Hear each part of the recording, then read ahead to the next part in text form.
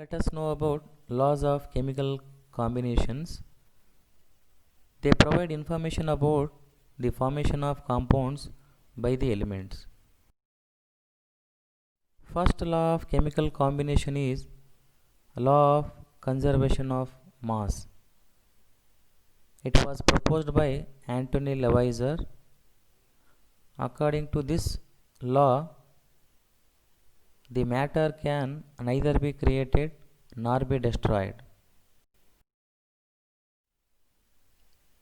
Second law of chemical combination is law of definite proportions, which is also called law of definite composition. This law was proposed by Joseph Proust.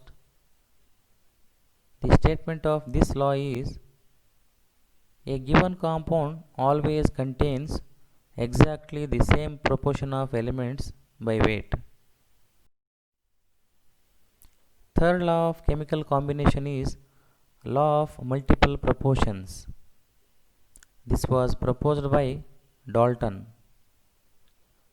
Statement of this law is if two elements can combine to form more than one compound, the masses of one element that combine with a fixed mass of the other element are in the ratio of small whole numbers. For example, hydrogen combines with oxygen to form two compounds, namely water and hydrogen peroxide. That means 2 gram of hydrogen reacts with 16 gram of oxygen to form 18 gram of water. Similarly, 2 gram of hydrogen react with 32 gram of oxygen to form 34 gram of hydrogen peroxide. Here, the masses of oxygen, that is 16 gram in the first case and 32 gram in the second case, which combine with a fixed mass of hydrogen, that is 2 gram, are in a simple ratio, that is 16:32, which is equal to 1:2. Next law of chemical combination is Gay-Lussac's law of gaseous volumes.